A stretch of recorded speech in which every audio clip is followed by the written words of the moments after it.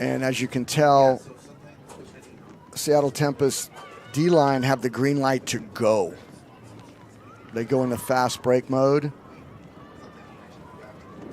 Oh, tip pass. Still arrives at its intended target. Good save, Raleigh.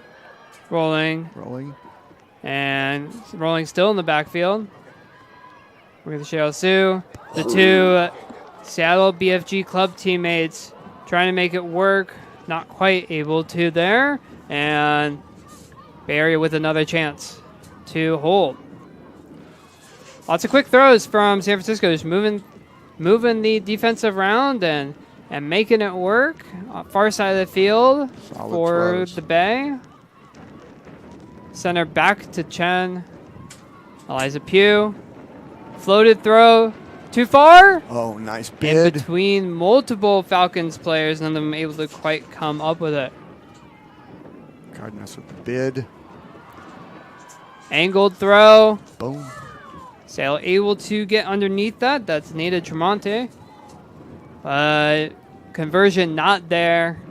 And the Falcons handlers on Chen, Vivian Chu are going to take a moment to walk back to the disc, catch their breath, and get going again. One thing I noticed about last week's contest, Super Bloom and Tempest.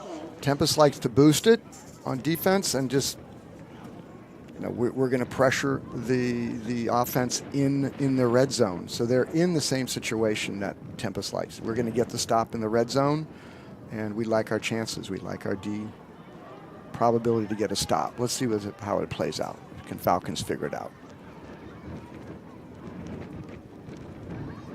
And looks like a bit of a zone. Nice bid by Pugh. From Seattle, trying to clamp down, but Chung a little too close, knocks the disc straight out of Eliza Pugh's hands. And Seattle really trying to clamp down on those handlers, make it as difficult as possible for the Bay Area.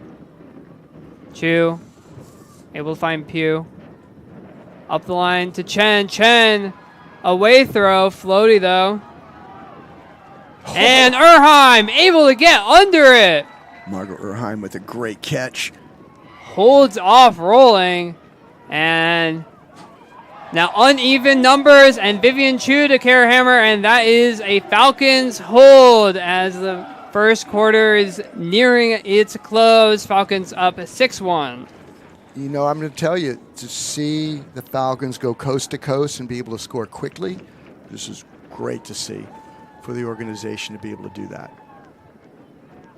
And really, really great job from the Bay Area, able to navigate that Tempest pressure. Tempest with another number of opportunities in the short field to generate that break chance, but not able to convert. It was something that played them against San Diego. Not quite able to kick that curse at the moment. And Falcons able to take advantage. Even though not on the assist board, Han Chen instrumental, able to open up the field, and Erheim an incredible grab, holding off the defensive presence of rolling and able to bring that disc down. Chen and Pugh in their own red zone had definitely got out of that area in the small windows and definitely navigated into bigger waters with really skilled pinpoint throws. That was nice to see. Seattle back out and at it again, trying to put another point on the board before the end of the period. And I think at least there's zeros on the scoreboard, so we're going to say that the clock has expired, which means that Seattle will now get a chance to finish this possession, whether in a goal or in a block. This is all possession. This is not a buzzer beater sort of situation. Just maintain possession. And Whiffler is able to do so on the nearest sideline, sending it back to Jezierski. And timeout taken, which Seattle does have. However, I think that is their second one that they've taken so far. And Lawrence, remind me, 2 timeouts per half? Yes. So no more timeouts for Tempest in the second quarter. But Jezierski just feeling like really needing to convert the opportunity, really feeling like Seattle needs to get this goal to bring the deficit back down to 4, and takes the opportunity to call the timeout. So timeouts are 60 seconds, and the stall count is 0 when it comes back in. And each team can swap out whole lines at this time. So it'll be interesting. Are they going to go Tempest call timeout? Are they going to sub in? They can come up with a play. They're going to sub in new players. It'll be interesting to see what goes down, how they're able to capitalize. Because they need to punch it in. You definitely want to go into the second quarter with a little bit of momentum. So you may be asking, well, what happens if Falcons create a turnover? The quarter's over. So right now, as long as Tempest maintains possession, goes down. Although, Lawrence, it may be that the timeout ended the quarter because the teams are in their full huddles. We are past a minute, or pretty much just about, as in a timeout situation. So are we talking through end of quarter? We may be. We may be at 6-1 at the end of the quarter. So they called timeout without time. So that lost their because normally, so interesting. I thought they had time remaining. Let's see. We're going to check that, folks. This is a unique situation because I don't know how many times, right? In USA Ultimate situations, we have soft cap and we have hard cap. We don't have possession rules at the end of a quarter, right? And most of the time, teams are flowing in their possessions. They're trying to make it work. And I don't know, at least in certainly the games I've seen, I don't know if there's necessarily been situations where players on the field especially, have called timeouts in that final possession. And so it may be a situation where a timeout forces it to the end of the quarter. And if you call timeout while you're in possession, it needs to be within the time frame. So I think you could, as long as you have possession, I believe you can call timeout. We need to go to the rule book. This is very interesting. Here's an interesting one. No team may call a timeout during any possession after regulation time has expired. In the rule book. Okay. If a timeout is called after regulation time has expired, it is a turnover and the quarter shall be deemed over. No loss of timeout penalty shall be imposed. So that would mean that that Tempest lost their opportunity to score there, which Jezierski was not very far out. And however, they should still have one more timeout left to burn in the second quarter. Yes. But I mean, I was not aware that was a thing. It's a line in the rule book, folks. So to be clear, this is a legitimate. The observers are doing their job, but it's a unique situation here. Right. That was a crack in the universe. I studied the rule book, and all of a sudden, this little crack in the universe that we didn't know. Now we know. Okay, now we know. Thank you for pointing that out. Which, I mean, mental mistakes happen all the time by every player at different points. That's a brutal one if you're Jezierski, though, to call it knowing you're right there, knowing you have the chance, and Jezierski back out there for Seattle. And it looks like Seattle is going to be back in a zone look. Jezierski sitting back as the deep in that zone, looking a little frustrated with that mental mistake. Completely. I just want to make I was never good at Blue Book exams anyway, so that's my excuse on not knowing that one. Nice catch. Chu able to lay out for the grab. Up to Han Chen. Over to Chu. Seattle still in the zone. Imanishi back to Chu. Bay Area making it work so far. Imanishi disc far side of the field. They're chiseling nicely. Oh, good. Vivian Chu going to work, trying to get the openings. Stranding Erheim a bit, but Imanishi able to get back for the disc. Pugh, Chen, goal. Very poised. Falcons. Very poised. No stress. Nice. Beautifully done. And that's clean point of offense for the Bay Area, who were on their heels at the end of that first quarter with Seattle with possession with a chance to bring the score to 6-2. Timeout mistake allows for the quarter change, and with the Falcons back on offense to start the second, they take advantage. And instead of being a 4-point difference at the quarter break, it is currently 7-1. The Bay Area leads Seattle. And just to say, Tempest have the capability to come back and go on a run. And to make this game interesting, I'm hoping that happens because they're very exciting once they get their groove going. Falcons are taking care of business. Hats off. The Bay Area looking very impressive so far, and this is not the Seattle Tempest team that has won the last 2 titles. Opening up deep to Rodenberg, and Romersa follows it up, follows the path out, reads all of the defenders. Elmi just able to hang on to it. 5 yards out. Cherry. Elmi unguarded for a moment for Munson. And a few yards away, Elmi still in the backfield. Beautifully read inside throw from Elmi to Dre Baroma, and that is a Tempest hold, bringing the score to 7-2 with the Falcons up. That was nice. I thought they were continuing to jam hole in that corner. They got out in the deeper waters and made the catch, made the goal. And that was comfortable. Right now what I'm finding is the people who are boosting it are throwing these piñata sort of throws, level it out, little break of the wrist, and that those throws are going to go deeper and more catchable. And I mean, it helps to have players following it up, and that's what you always say as a coach, right? Follow the play, follow the disc, and that throw did not seem like it was a dead for Romersa at all. Follows it up, able to scoop up the disc and maintain the Tempest possession as they put another score on the board. Look, people who are able to clean up the garbage make big plays, and turns out to be a score. Low throw from Pugh to Chen. Bring another zone. Hammer to Suji. Thunder and lightning. Boom. Chen not quite in. Tried to jump it in from there.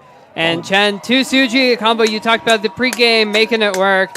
And smooth Bay Area offense. And Falcons looking in absolute control, up 8-2. What's interesting is Tempest are not disrupting Han Chen. Han Chen is getting their swerve on. Things are very comfortable. Falcons are catching in the small windows comfortably. That's a big difference, to be able to create opportunities and catching in small windows and then turn around and attack. But Han Chen is able to do anything she wants. Liza Pugh as well. And the Falcons getting all-around contributions from their offense.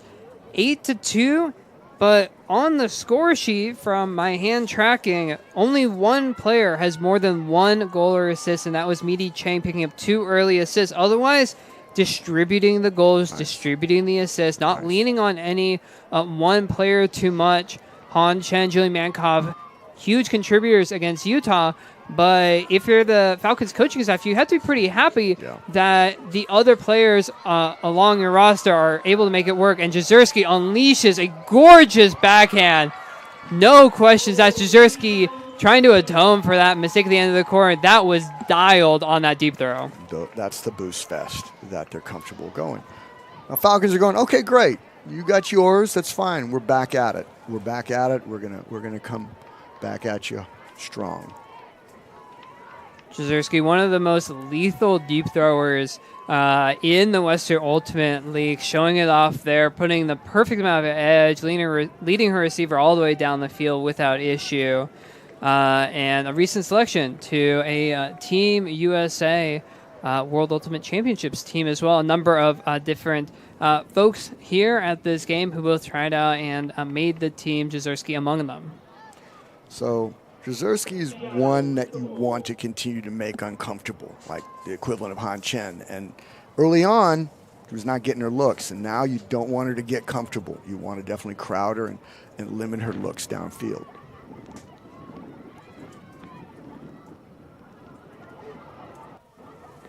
And Falcons offense getting back underway.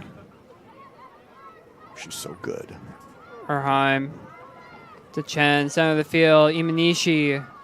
Falcons offense looking it's best that I think I've ever seen it so far. And Chen playing a center pivot role. Now to Pugh. The line to Cardenas. Chen. Thinking about it, near sideline, guard by Elmi. Resets to Pugh, center of the field. Continues to Cardenas. Luis Cardenas not quite able to. That final pass there. denied by Rulebook. So beautiful, that red zone, but it's one miscue. And deep throw, trying to find Rulebook, blocked. Erheim with the D.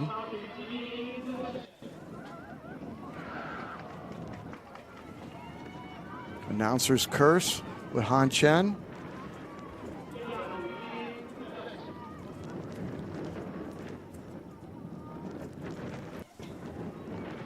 Cherry looking for an option, finding Elmi center of the field. Resets back to Cherry. Tempest looking a little stagnant. Elmi tries to find Rodenberg. Wind just punches that disc right back down to the ground, and Barry will get another chance. Quietly, confidently. And hear a timeout whistle from the sideline. Seems like the Falcons coaches want to take a breather, make sure their offense was settled in. Up 8-3, still very comfortable lead, but with your offense out there, you want to give them time and a breather to make sure that you can convert these offensive opportunities. Yeah, and your coach Dariani, you definitely you have your offense a little gassed. It's like, okay, let's just get this down. Let's just settle down and just get back and run of our They were so close to the red zone. Everything was going proficient, and then that one little miscue, and then all of a sudden you've got all that energy. You've got to defend the whole field. But they got it back, settle down. And I will say, I still think, despite the last pass and miss, that the Falcons offense still looked very, very efficient. Indeed. I mean, we're not even halfway through the second quarter, and they already have nearly half the points that they had in the entirety of the game at Utah, and that game had overtime too. Yeah, so they have as many points, or half as many points, not even halfway through the second quarter as they did in that entire game. And yes, the offensive pace might be slowing down a little bit, but it's still very impressive from the Bay Area at the moment, and they're going to look to make it 9-3 after this timeout. So coming off of timeout, the offense gets the set, and then once they're set, then the defense can set up and tap the disc in. But to your point, we're being picayune. The offense all the way down for Falcons looks terrific. And Tempest staying in the zone, but Hammer able to get wide open. Doubling up on the deepest defender will often leave a player open, and now they're just gaping holds. Chen not quite in. Able to get it to Vivian Chu for the goal. That's another assist for Han Chen, as the Falcons do indeed make it 9-3. I want to point out these one-handed catches, athletes make those catches, but they are not easy. And very casually done, adeptly done. Yeah, maybe if you're the Bay Area coaching staff, you're maybe like, hey, we're not even to halftime yet. We're like barely getting into this game. Let's not be too casual with it yet. But confidence, that's what it shows Completely. to me. Plenty of confidence for the Bay Area. It was great. Well, you have to make, that was a one-handed catch that had to be made in that situation. It was not a two-handed catch that she decided to make one. But yes, you want a little bit more 100% throws. We got the fans getting involved. Now we got some volume here. Stadium announcers in the next booth up. We're trying to get the crowd hyped up as we're starting to near the halfway point of the second quarter. And Tempest offense gets back underway. Near side. Decker. Resetting trying to find Jezierski, able to track it, even with the win, marked by Eliza Chang. Jezierski, angle pass, floats, popped, Whoa. and eventually blocked and knocked down. As we say, very visionary. Jezierski will do that. Has the vision for it, nearly able to do it. The win just making those passes all the tougher. And similarly, Win making it a little tricky for Mankoff to try and reel it in, and back it goes to Seattle. And pick called. Unlike basketball, can't set picks. And so I want to make sure that folks are settled and ready. And a pick, so the sort of the 2 arms out power look is a signal for pick. And that means that a defensive player cannot be obstructed. If they're obstructed in any way, that is technically a pick. And another tangle of feet like we saw in the earlier part of the game. Foul called by the Seattle player. And after that pick call, also notice that the observer is counting down the pre-stall players able to move. Part of the extra motion that is allowed for in the Western Ultimate League. So you'll see the arm go up. So yes, so when you have a pick, either the defensive player that's been obstructed is allowed to catch up with the person they're defending. But let's see what happens. Pick is called. Okay. Let's see if they do the pre-stall. Foul contest here. It looks like on that tangle of feet, disc will go back. So the 2 players turn to the observer to make a final ruling. And disc will stay with Jezierski. Contest, and now the pre-stall count coming in from the observer. 4, 3, and away we go. Jezierski resetting Ace up in the line. space. And just Seattle's offense not quite clicking today so far. That's their bread and butter. It's the simple stuff that's not quite working for Seattle. And Falcons with a chance to reach double digits. Eliza Chang, center of the field. To Vicky Chen. And run through block from Seattle. Lauren Meyer with the block. And near side. Toe. Oh, nice. Tries it, but Stepanidis reading the play the entire way, able to get the block. Nice. Just still near side with Munson.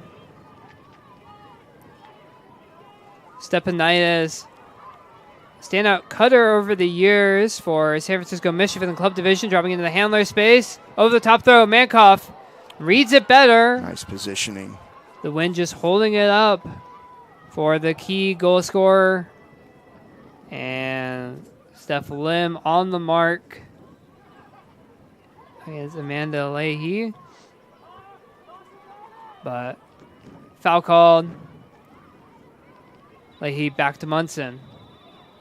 And another timeout call. So Bay Area trying to punch in this break chance. Now about 4 minutes left in the period. What do you think of this call? This is the second and final timeout of the half for the Bay Area, but your D-line is on the field, and with the Western Ultimate League rules allowing for full subbing, what do you think of the decision here to call this timeout from the sideline to potentially sub some more offensive-minded folks in to try and convert the score to go up 10-3? So there's a couple things to think about. The defense for the Falcons are really proficient in attacking and going deep. Now that you're in the red zone and things are set, maybe put a more proficient O-line in there that can work from a stop disc and run a play. Look, the defensive line have built this lead. I'd say, go. You're in flow. Go do it. On the other hand, play devil's advocate. I want my O-line to get more touches, be in the red zone, work out the kinks, and I want to see you go through this. So we'll see. I would have kept the D-line in there and just say, look, I like where you've gotten us. Just keep going. But let's see what happens. Well, it looks like by the fact that Han Chen and Vivian Chu are setting up in the handler space for the Bay Area, looks like they are trying to load this offensive opportunity for the break chance.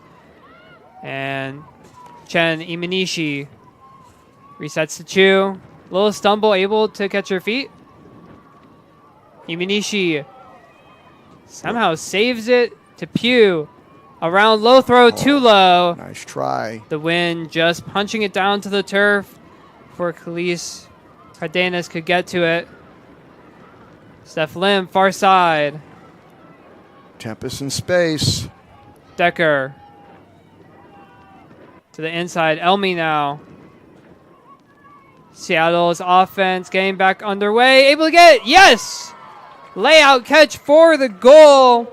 That's Drea Baroma for Tempest. Nice bid. And their offense does hold after the Bay Area timeout. Brings the score to 9-4 in favor of the Falcons. I like the flow. I like with the Falcons. It was beautiful flow. That big backhand around, a little bit too low. I love they were very comfortable. One slight miscue and the door open for Tempest to attack. And that's Elmi's second assist of the game and Baroma's second goal as well. So Tempest offense is starting to get a little bit more settled, starting to see a little bit more consistent contributions from some of their key players, but a ways to go yet, that is for sure. Although it feels like this game has been going on for quite a while, and yet we still got 3.5 minutes left until the halftime break, and then a whole nother half of Ultimate ahead of us. Exactly. That's the funny thing. This has been great. Ultimate, by the way, it was a sick layout. Yeah, incredible grab by Baroma. Yes. And once again, zone from Seattle. And Chen doesn't even blink when faced with 3 players in her face. Han Chen handling her business. Maru, near side, back to Chen. Chen across to Chu. Falcons seem very practiced, very settled against this Seattle defense. Pew, center of the field. Chu basically going unmarked now. Chen near sideline, looking for an opportunity. Chu up the line, inside throw. Pew able to get in front of Whipfler. Shayla Harris to Pew. Falcons offense remaining steady. Chen floated, tip, block, and that is a denial from Alexa Ramirza for Seattle. It's interesting. Wide open midfield. You're churning up yardage, and everything gets compressed in the red zone. A little bit tighter. The windows are smaller. Neither team was stellar last week in red zone efficiency, so that's going to be a stat to continue to keep our eye on as the game develops. Which team is going to be able to better expect? Vivian Wow. Chu with the foot block. Chu with getting in front. With the appendage block. I don't know what part of the leg, but that was... The only satisfying thing is if you throw into a foot block is if they come up like limping, you're like, that's the only... Chu. That was just a great D. Managing the read. I initially thought that it would be a foul call just because of Chu's reaction, but no, clean. You could tell Cheryl Sue, standout handler for Seattle BFG in the club division, just not able to get there. Time running down. Suji to Harris. Seattle's defense is definitely picking up. Energy is picked up for the Tempest in a real way. High stall count. Yep. And it's too low, Harris. Oh! Did you get it? Never mind! Goal scored. What in the world, Han Chen? I don't understand. I think Harris, from Harris's reaction, I think she thought that was a turnover for sure. And I don't... Let's look at the replay. Let's watch the replay real quick. High stall count. Harris trying to find an option. Low throw. Wow. Yeah, sure. Wow. Observer ruled it up and in. Yes. They were staring at it the entire We're way. looking. That was just a behind. Look at that. Through the traffic. Wow. Amazing. Han Chen, ladies and gentlemen. Yeah, I was going to say the exact same thing. Holy moly. That was incredible. Beautiful. And what I say is athletes need to make those plays. You need to make those plays. I don't even This sport is not like coaches love to see a perfect game, but athletes step up. Highlights are made with imperfection throws and stuff like that. That was a great throw. That was a great catch. Absurd Yes. catch and play made by Han Chen to save the Bay Area offensive possession, and Seattle with another opportunity on offense as we take under a minute left in this first half. Shadow starting to get real long here in Oakland, California. And Seattle taking their time, trying to maintain possession through the end of this quarter. Lanier able to maintain possession near side. She's so smooth, Lanier. Oh. There you go. And rolling, trying to get to it. Eliza Chang. Your players are going to talk about it. Was it, wasn't it? Here we'll get the replay. Tough to say. It's almost simultaneous catch. This will stay with rolling as the pre-stall gets going. And Spalding in the backfield. Spalding, near sideline, floating, throw, over. Wow. This got magical. Over Lanier, but also over Munson. Not able to get to it is Spalding. Molly And Munson with the big D. No foul called. That was actually Vicky Chen, it looked like, on the run through now. Munson with the disc. So here we're back to, is time expired? Did they come in? Time is done. Zervers seems to say that it was That's not, but now it is on that turnover to Spalding, and that will take us to halftime. The Bay Area Falcons leading Seattle Tempest 10-4. Lauren's thoughts on that incredible first half, especially the offensive showing that we saw from the Bay Area. So, look, this is great. Falcons look terrific. They both ends, D and O, scored. It was great. The O was good. They were popping. They were bouncing. They were finding seams. I'm happy. I'm excited. This was fantastic. Now, on the Tempest, they're still in the game. This is not an insurmountable number, but they got to figure it out. Who are we here? Are we here to just play, play frisbee? We're here to play some ultimate. So I'm curious to see how they respond. Both teams heading towards the locker room. And yeah, we'll see what Seattle has in store for the second half. Down 10-4. Again, this is not what we were necessarily expecting from the two-time defending champs, but just not quite looking like themselves in the first half. Minor miscues, that timeout mistake at the end of the first quarter that just ended the possession on an instant. But again, an entire second half still to play, so plenty of time for Seattle to gather themselves, reset, and get ready for another half of Ultimate. These are what I would say in general, slight miscues. These miscues can be adjusted with Tempest. Falcons, everyone is playing a terrific game. And just continue. The thing is about Ultimate Frisbee, everybody talks about we won the half. That is, you got to close out. See what happens the second half. Those are really the characteristics of a good team. Can they carry the momentum from the first half into the second half and close out the game? All right, we're going to step away for a quick break. When we come back, hopefully we'll be able to get a halftime interview with a Falcons player, and if not, we'll be joining you for the second half of action here from Oakland, California.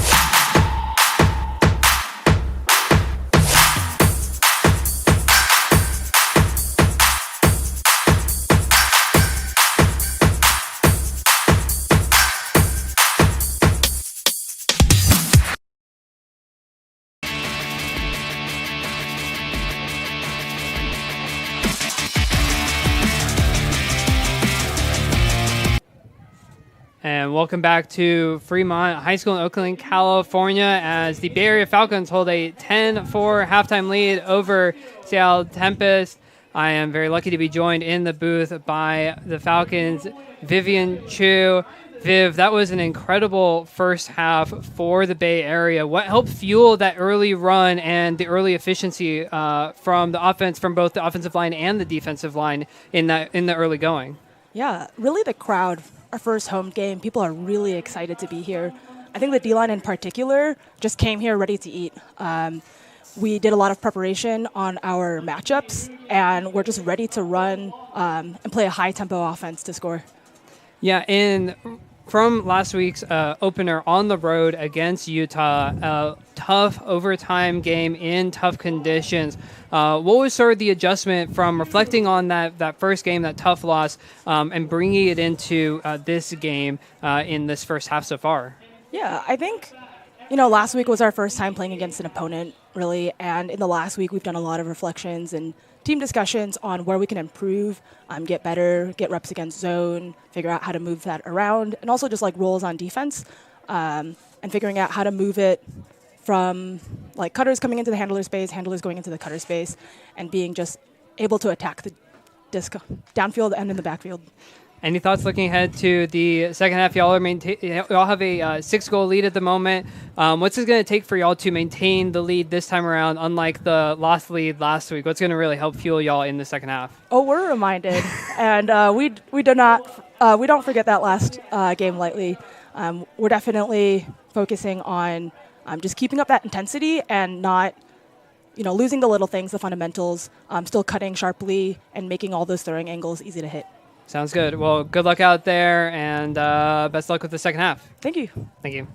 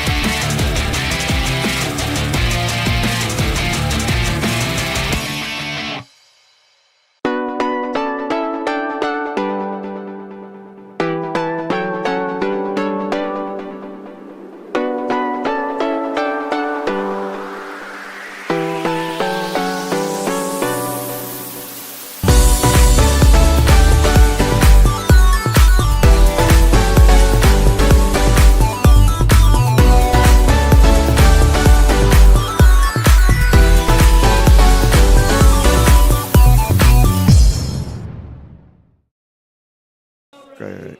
And welcome back once again to beautiful Oakland, California. Sun is setting here in the Bay Area as the hometown Falcons are leading the visitors, Seattle Tempest, 10-4. I'm Jenna Weiner, joined by Lawrence McKendall. It's been a very exciting first half. Plenty of highlight plays all around, but especially by the Falcons in establishing that 6-point lead. I love the confidence that the Falcons are playing. There's a big shot by Sheila Harris. Sam Loop holding off the defender. Emphatic spike. Meaty Chang. Front cone, lefty inside to Mankoff for the goal. And it was smooth going early for the Bay Area. Seattle just miscuing. Incredible layout catch from Margot Donahue. One of the emphatic points. That might have been next to, we're going to see another highlight, but that was a really big highlight with Margot Donahue's layout. And the proficiency was just amazing. This is something a coach's dream. And just over and over, Seattle just seemed to have no answers. They were able to get a few points on the board, 4 in total by the end of the half, but just not quite able to get it done. That floated throw up over to Ramirez finally got Tempest on the board. But for the most part, it was all Bay Area. Margot Urheim holding off the defender on that away throw by Han Chen.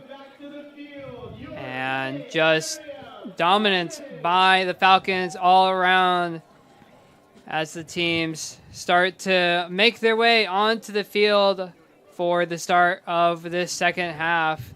As we watch the rest of these highlights play, Lawrence, any thoughts ahead of the second half of action here in Oakland?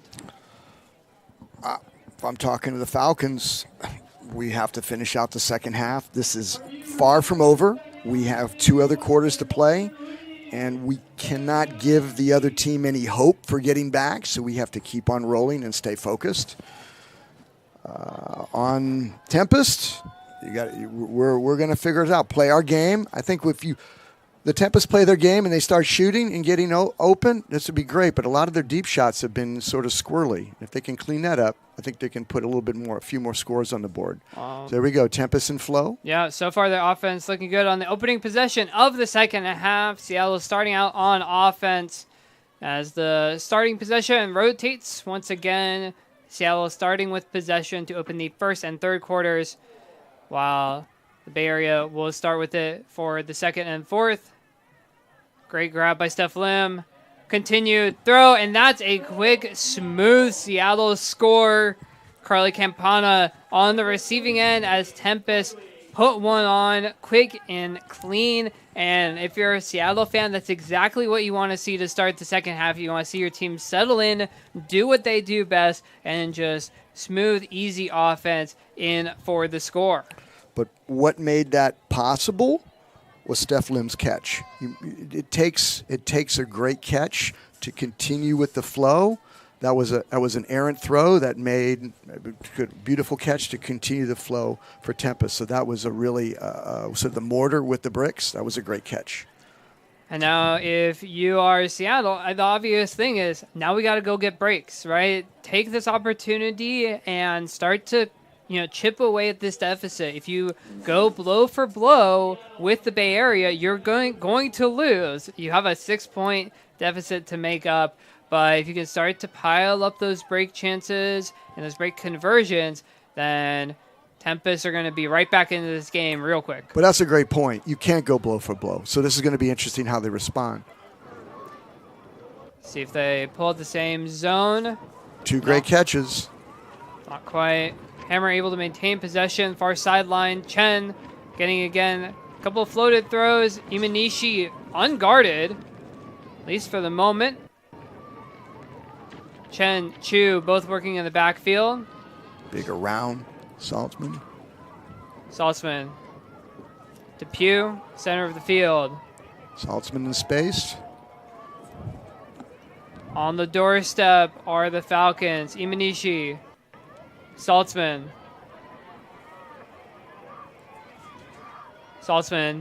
finds Chen. High stall count. Saltzman open up the line. Does it in front of Jezierski, and that is a Falcons hold. And they restore their 6-point margin up 11-5. Mara Saltzman does what Mara Saltzman does. Handles, nice give and go, very poised. Just a couple quick steps is able to get in front of Jezierski, and Chen with a 3rd assist on the game by my tally. Han Chen has 3 assists and 2 scores. Pretty good stat line for one of the Bay Area's leading offensive powerhouses, this time connecting with Saltzman for the goal. Yeah, it was nice. That red zone is beautiful. That's key. All that energy going down to the red zone and you throw it away. Just if you can be centered and calm, focused, beautiful things happen. And Hammer able to save possession early on with a sliding grab on the far sideline. Able to make it work for the Bay Area as the pole floats up and into the stands. Seattle will get a chance to play at about half field or so, it looks like. Lanier picking up the disc. 7:15 local time, sunset coming about 15 minutes, so shadow's getting real long here as a pick is called in the center of the field.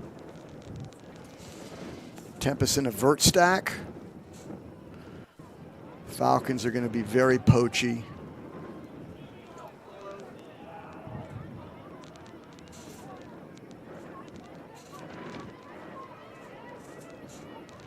Oh, big put, away throw, just out of the reach of rolling. Nearly able to track down the away pass, but not quite able to get there. And the Falcons will get a break opportunity.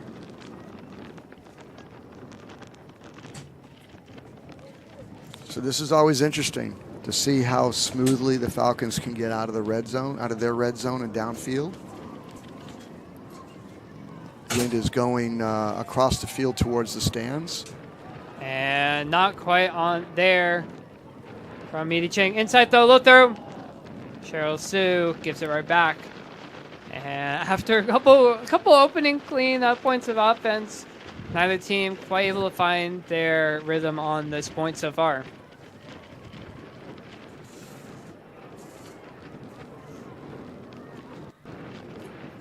Inside throw from Chang. No corralled. call. Wow. Sam Loop with a great grab and a boost. Sam Loop trying to find Sharon Lynn, but unable to read it. But hey, field position for the Falcons. Things looking a little hectic out there at the moment. But this back in the hands of Eliza Chang, now centered middle of the field to Meaty Chang. Up the line, Stepanitis. Stepanitis throws directly to Aroma. And this is an unusual quick point mistakes, here. yeah. Seattle just dropping passes not on the same wavelength. Not sure if it's because it looks like they're staring directly into the sun or what, but Seattle having a tough time. But same with same with the Bay Area. It's been a funky point. Not sure what's happening here, but neither team is able to get. It's like string 3 or 5 passes together at the moment. Falcons are not in a hurry. Is this a Callahan? Almost. No, foul called. Foul call. Meaty Chang. Foul, no contest. Meaty Chang on Cheryl Sue. Meaty's all over that one. Yeah. Yeah. A huge question about the contact. Spalding, near side. Big layout grab from Kat Chung. Saves it for Seattle over the top to Rolling. Can Rolling track it down this time? Oh yeah, not in though. On the doorstep. Back to Lanier. Lanier, Rodenberg, goal, Seattle. And after a wild point where Bay Area had possession, had the chance in the red zone to get the break, Seattle able to settle, get the eventual goal, Rolling the outlet, and Lanier to Rodenberg for the score. That was a nice layout by Chung. That was a nice highlight grab. Settled down. Maintained the possession. Okay, that's fine. They got one. Now it's our turn. Incredible grab by Chung, as you said, on the near sideline. And that's what Seattle is going to need in the second half to come back. They're going to need to come up with those big highlight plays. Smooth offense only gets you so far. You need to take advantage of your opportunities. Although I will say, Lawrence, that was only a hold. It is still a 5-point deficit. No, completely to your point, and that was a long point. Those time is not definitely on Tempest's side, but there is time. But that was a long, energy-burning play. High floaty pull from Seattle settles just past midfield. Chu and Chen in the backfield once again for the Falcons.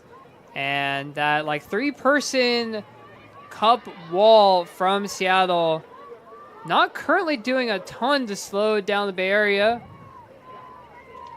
And Erheim just able to keep that disc up off the turf.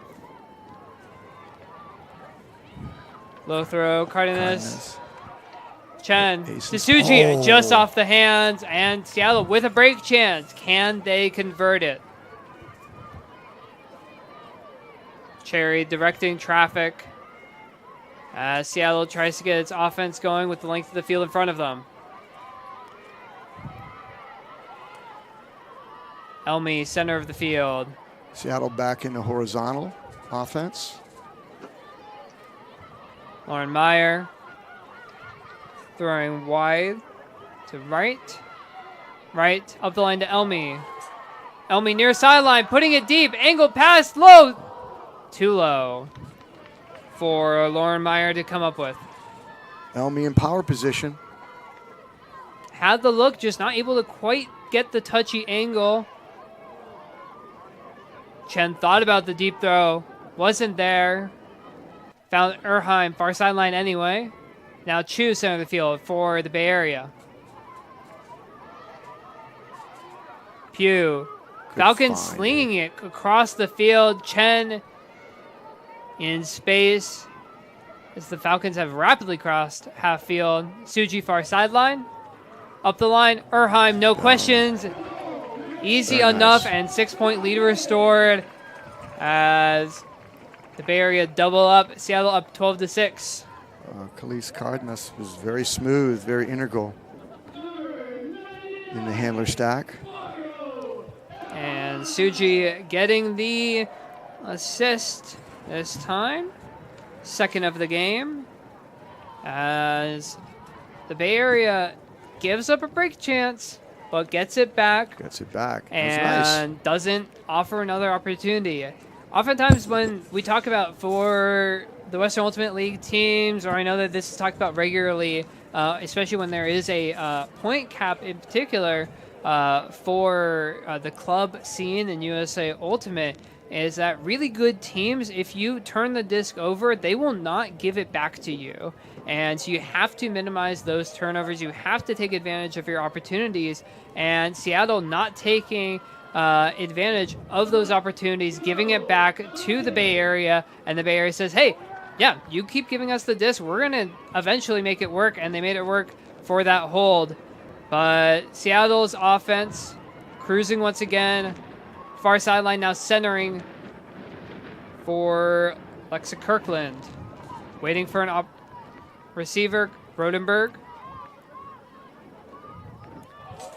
Rodenberg again near sideline. Falcons are definitely trying to close those windows, make them tighter to throw. Sue, Kirkland, Lanier. Seattle pinging it over the top and There you over go. the head of the intended target, Campana.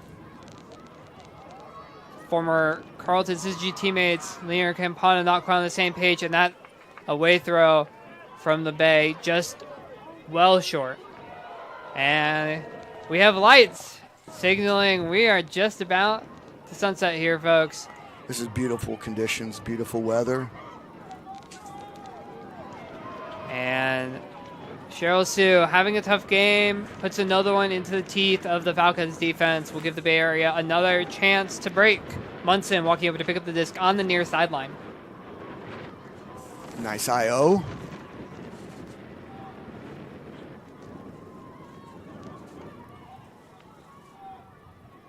Mankoff far sideline. Falcons in flow. A round throw. Able to get up to Vicky Chen. We're in red zone. Let's see what happens. And low angle throw away for the goal. That's McKinley McQuaid from Munson. McQuaid, beautiful and catch. 13-6 is the advantage. A 7-point Bay Area lead. That was a very clean red zone. And we're looking, we may get a little rain, excuse me. So let's see. But right now the conditions are really beautiful. It was a great catch from McQuaid. Not really sure how Munson managed to squeeze that past him, but managed to touch it and float it up enough. And McQuaid able to reach up with the one-handed grab to secure it. Get the replay one more time. Flat mark. Big, Guarded low. by Rodenberg. Boom. Oh, that was great. And just read enough by McQuaid. Molly Munson to McKinley McQuaid. Eminem to Eminem. Makes Nice. it works for the Falcons. You've been waiting to drop that one all broadcasts. And nicely done. When I see my opportunities, I will take them. And now the Falcons, 7-point margin. After the 2-point games last week, I was expecting some close games, but so far, at least, maybe this is commentator's curse, so far, Falcons looking incredible through nearly 3/4 of this game. Yeah, no, I'm. You know, you look. So what might be the answer? I know there's one one player who's not Cherry here. putting it deep, trying to find rolling, but these puts are just not connecting into the wind. Is it jet lag? I mean, what are these? Like, can we make excuses for this? They're not traveling that far. Same time zone, Pacific time zone. Right. Thought about it. Leahy Very measured. saw Stepanidis. Stall count rises and stall called. May not matter. Maybe a turnover regardless, just a matter of where the disc is.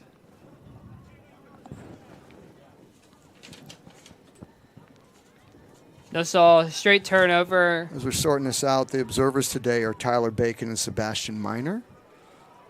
Much appreciation to our observers, helping make sure the game flows, rules get clarified, and things are properly and efficiently communicated. So much appreciation to those two folks. As Lim saves it near sideline, trying to work with Cherry in the Seattle backfield. Floated throw into a pack, and Jezierski just somehow snags it out of the grouping. Clarifies everything. Oh. But the low throw gives the disc right back to the Falcons.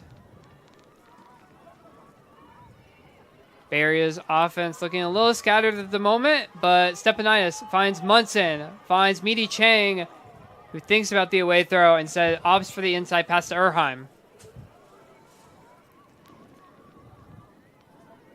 Loop up the line to Munson. To Stepanidis. Sharon Lynn. Just efficient. And Erheim not quite in. Falcons will need at least one more pass. Make that few more passes. Erheim. Munson. Munson in for the goal. Sharon Lynn tracks it down. And that continues. It is another Bay Area break that makes it 14-6 Falcons. I would have thought the over and under would have been much, or at least the deviation between points would have been much closer. This is a thumping. We still got another quarter. Still got another quarter, but an 8-point margin is a pretty sizable one to overcome. Munson with her third assist of the game. What are you seeing from Seattle that's leading to all of these issues? Are you noticing anything in particular, or is it just small things that the Bay Area is able to take advantage of? Well, if the thing is, with the Tempest, if they can make 3 catches in space, then they get going. But they're not getting fully in flow, and then when they're in flow, they're not getting the disc to their main people that can put it out there. But they're just not getting those major connection points. Yeah, maybe it is a travel thing. I mean, the same time zone, but as Campana unleashes deep, but Harris says no way. Well able to track that deep throw away. I mean, maybe it's a travel thing because this is Seattle's first road game of the season. You don't get to sleep in your own bed. Maybe you're a step slow, a step tired, but it feels hard to explain an 8-point gap that we're seeing so far. Did they get in tonight? Did they get in last night? Did they get in this morning? That might be. You're out of sorts if you. But right now, and then also Falcons are going. They're going to shoot. They have to shoot. So let's just be aware. So you're going to see multiple people back there preventing the deeps. And I mean, we'll see eventually on the stats, but Falcons looking mostly polished. That one just off the hands of Eliza Chang will give Seattle another chance.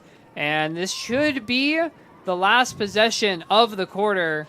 So Seattle will get to take another chance. That's 3 times that they've had the opportunities to end it. And this will make it a conversion to end it as Campana is on the end of it to bring it to 14-7 at the end of 3. I like this game. I like it, even as peculiar as it is. This is the energy that's out there. The players are playing at a level, but sometimes some teams don't have it, and there's still another quarter to play. I mean, to give some credit, that was Elmi's third assist of the game, nearly half of Seattle's assists.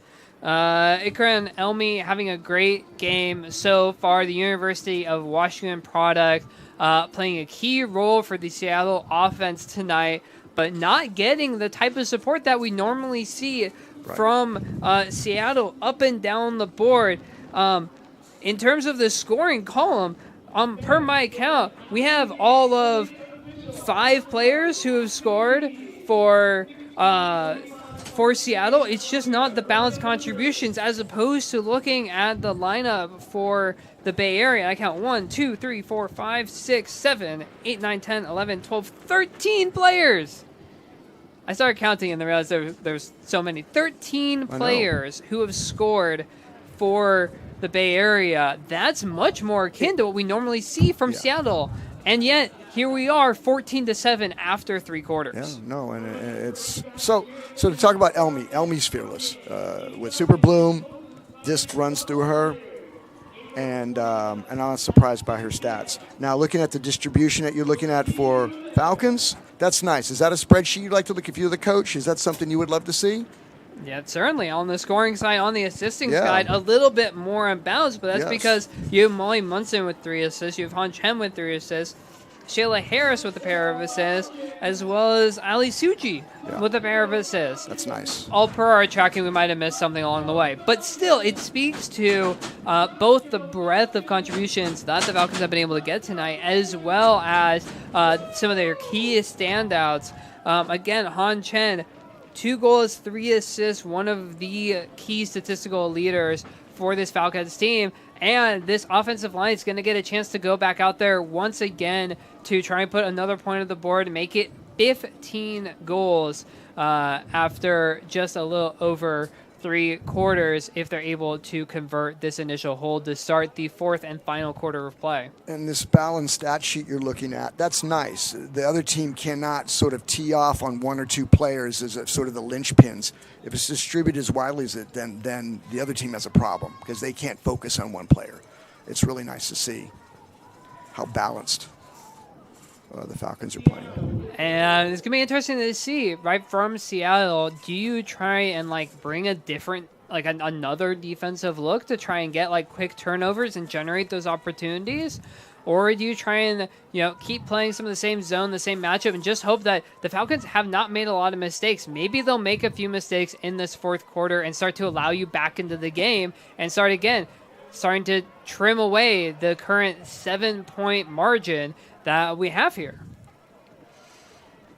You in some points you can turn this into a practice going, okay, we're just going to work on some things and then fold up the tent and stay true to what we need to work on, or we're going to try some things and see if we can catch fire. I think if you're the Falcons, because we have a timed game, I don't think you can get away from doing what you've been doing right away. And, doesn't look like they are getting away from it right now. Saltzman, disc on the near sideline. Chen and Chu in the backfield, but it's rolling with the run-through block. And Jazerski, was wondering if that was going to come out. It's coming. Over the top backhand, read well by rolling. And Seattle with an immediate short field break chance after that huck by Jazerski.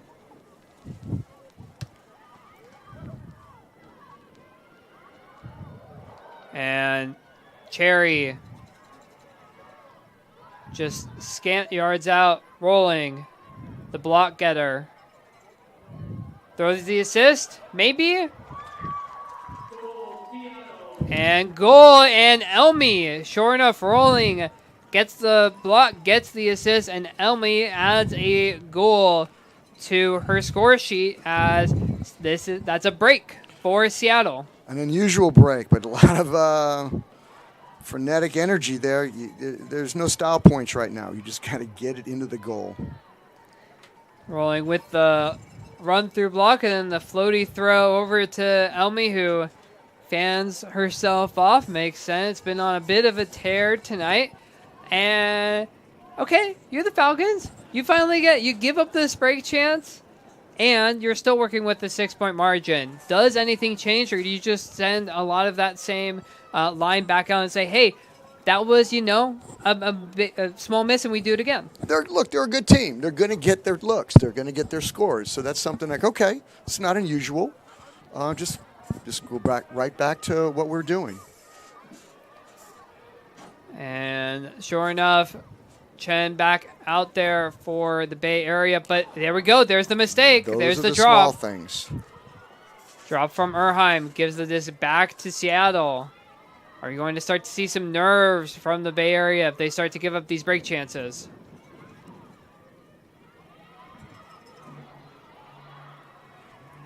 Disc still with Tempest. Lim in the backfield. Now to Sue, middle of the field. Sue, whip flare. Sue. Seattle needs to take advantage of the drop. And Lim not quite able to dig out the throw from Sue. And Bay Area can take a breather because now they have another chance. Those opportunities are fleeting. And that reset miscue should not happen at this level. No, that's pretty routine, but not quite connecting for Seattle. Now the question is, like in the first half, will the Bay Area give the disc back to Seattle or not? In the first half, they did not. Racked up a pile of points because of it. Now can they continue and make it second time lucky? Han Chen stirring the drink. Chen going nearly every other to Pugh. To Hammer. Far sideline back to Pugh. Bay Area staying patient. Chen, angled pass, Hammer, boom. Goal.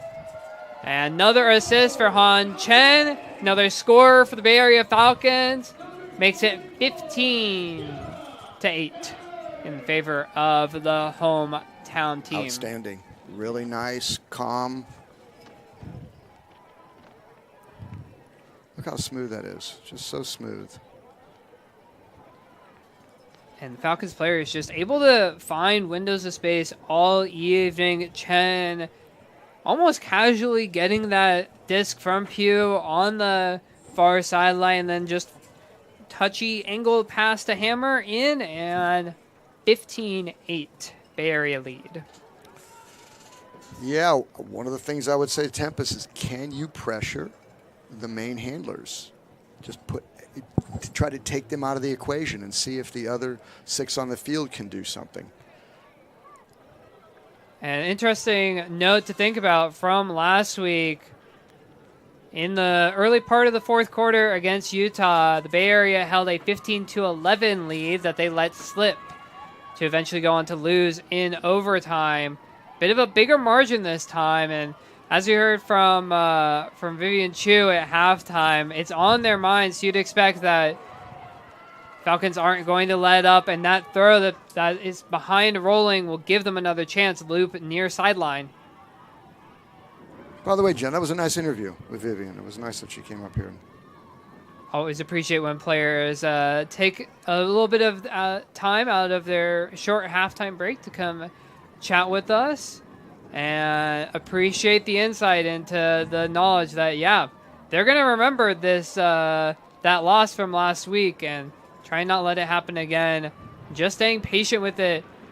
Stringing together passes and then rolling another run-through block. At least the third of the game, at least. Rolling a defensive powerhouse with Seattle BFG in the club division, as well as with Tempest, as we come to see tonight. Injury.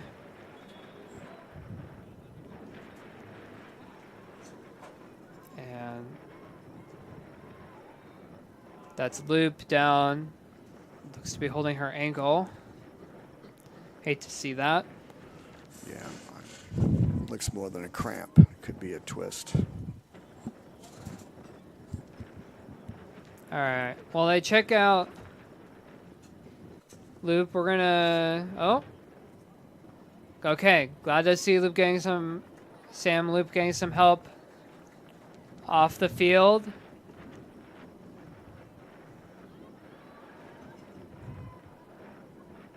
So that's good to see, and Falcons will get a sub on. You hope that's not too bad Sam Loop, a solid contributor for the Bay Area, although we'll say, and maybe a slight silver lining, Bay Area's next game, not until the end of April at home against San Diego. That's a good So point. plenty of time to rest up and recover Yeah, Loop for is- Sam Loop. So hopefully she's going to be all right. He's at Salzman's in. Yeah. Loop is having a solid game. Tempest trying to get in flow.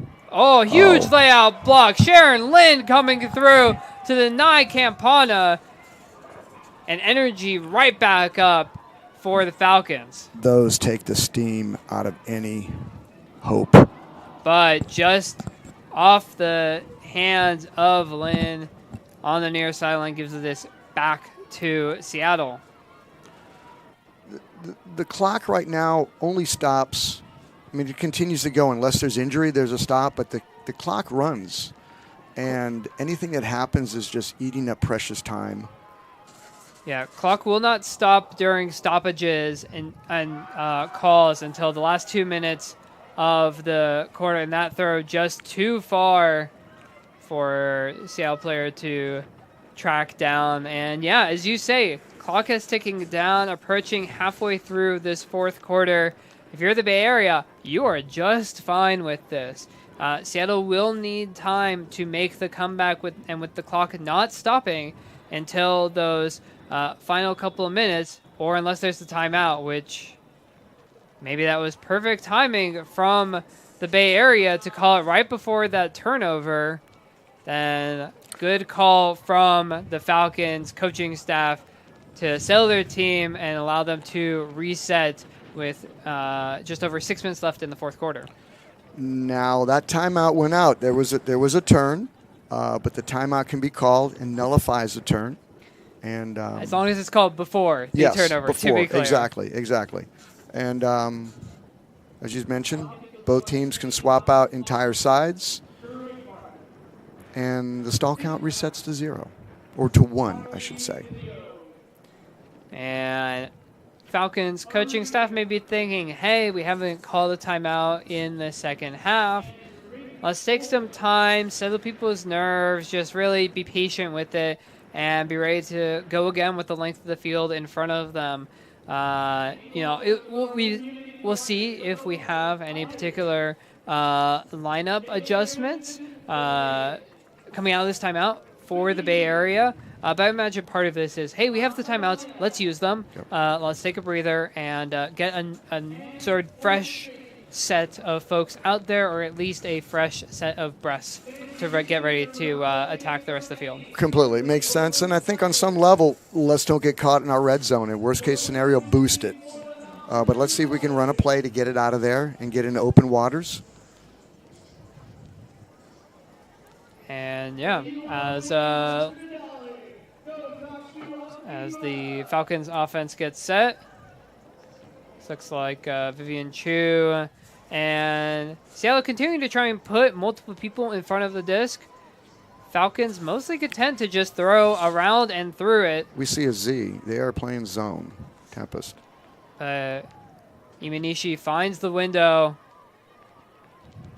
Chu, Imanishi.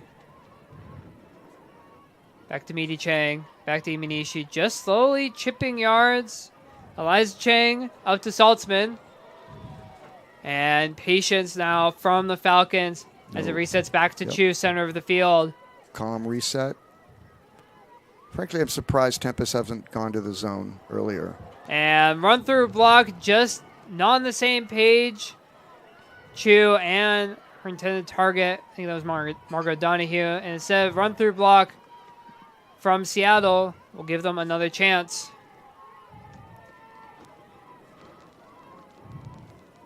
Cherry and Decker working on the far sideline. Inside throw to Baroma. And floated throw. And Liza Chang able to just get in front of Jazerski. Contested stall, though, before the throw.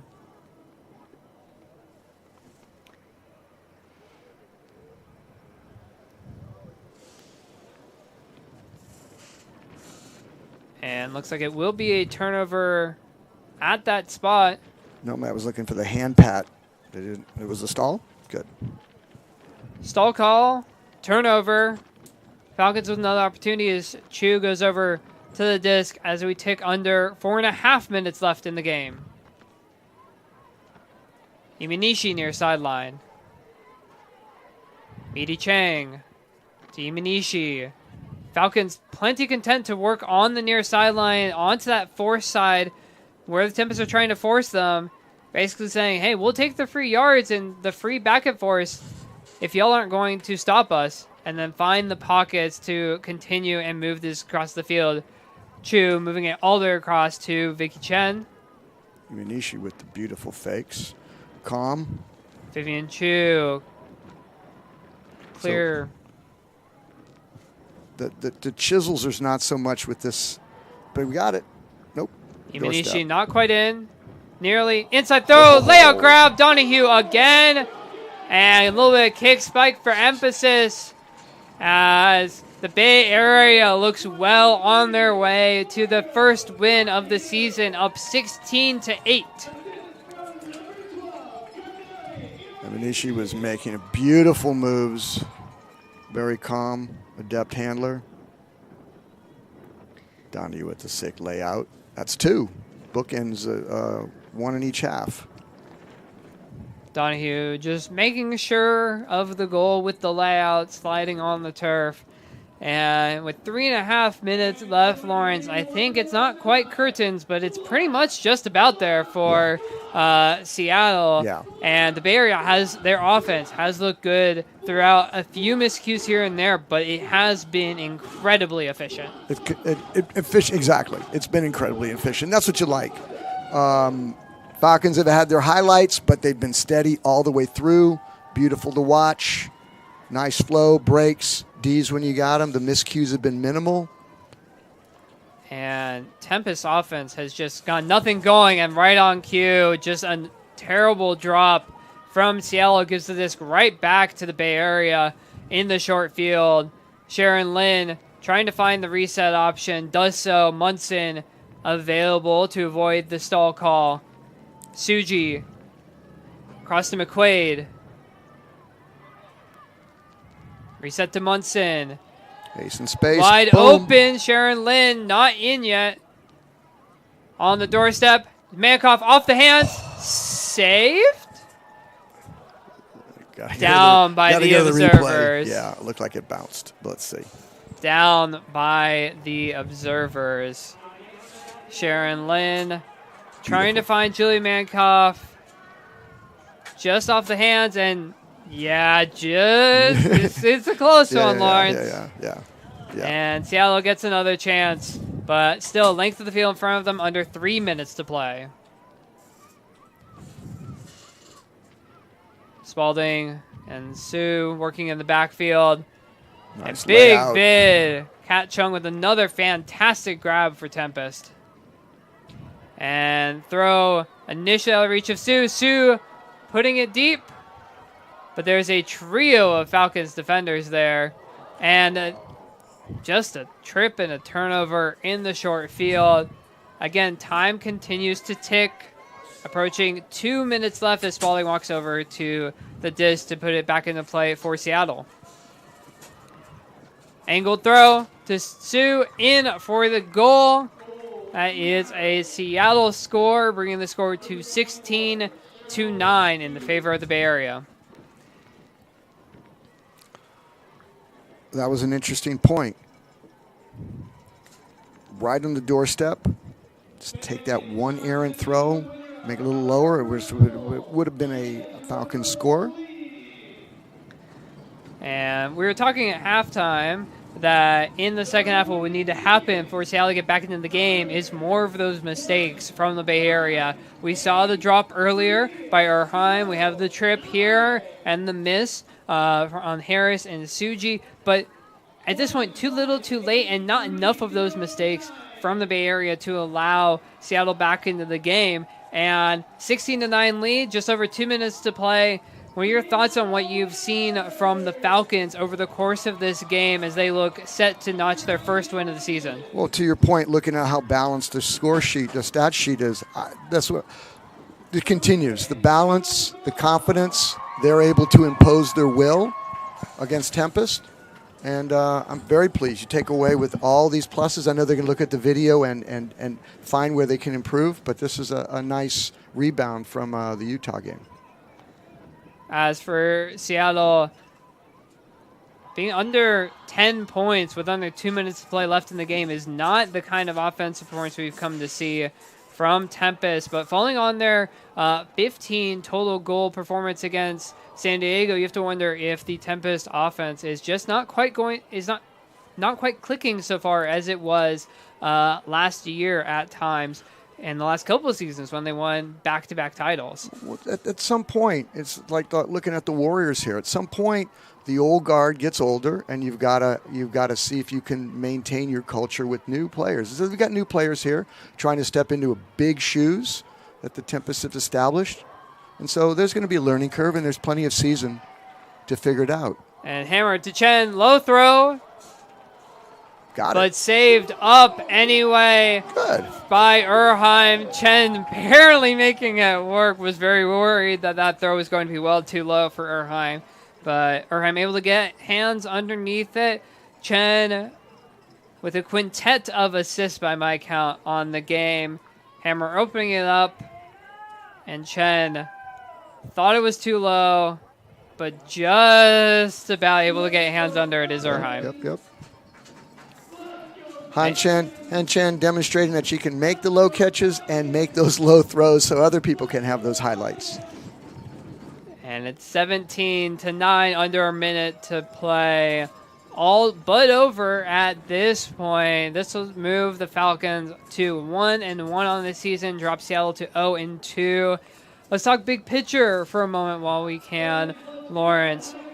This wraps up the end of the cross-conference play. So every team in the Western Ultimate League, all 6 teams, has now played back-to-back games in these last 2 weeks and have played a cross-conference, Northwest playing Southwest and vice versa.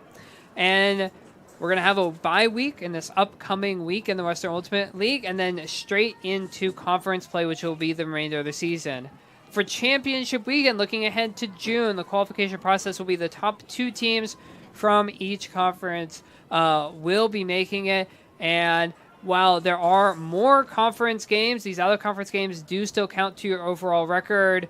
And so Seattle will have their work cut out for them in the Northwest, starting at this 0-2 deficit. We'll be looking to try and win out against Utah and Colorado, while the Falcons rebound 1-1, fine place to be heading into Southwest Conference play in a couple of weeks. Well, definitely the Falcons took care of home cooking. That's always good. I mean, you want to take advantage of when you're in front of fans and the energy. Tempest have some things to figure out, but they're not out of it. Now able to get another goal on the board. Sue inside throw to Lanier for the score. And narrows the margin by 1, but still not going to be nearly enough for Seattle, down 17-10. A little floaty throw from reeled in by Sue and then tossed up by Sue to Lanier. 17-10. This one's all but over.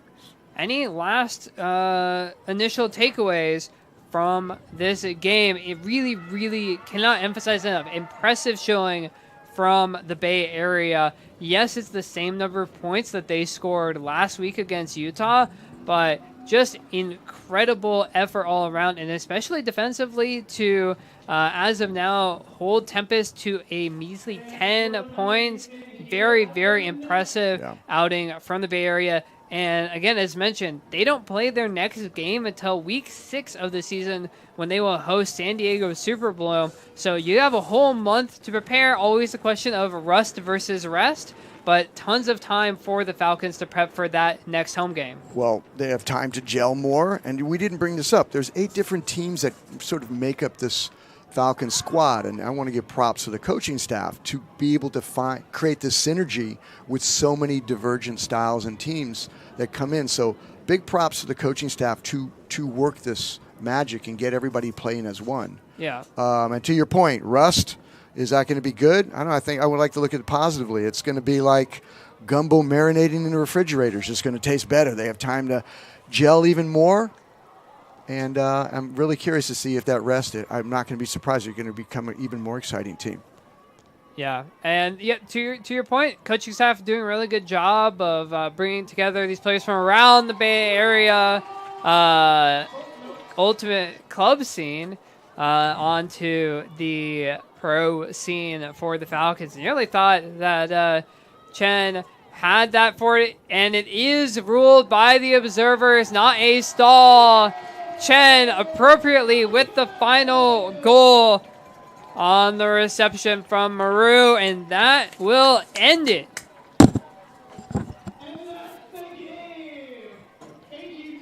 Maru finding Chen in the corner, had to wait just a moment, but able to make it work.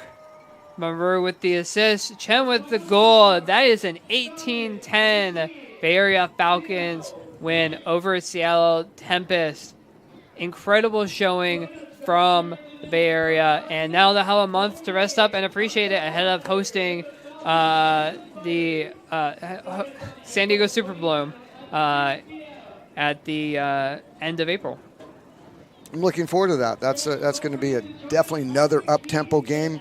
Curious to see what Super Bloom shows up, and the Falcons are going to show up. But I think it's going to be a nice, a very entertaining show.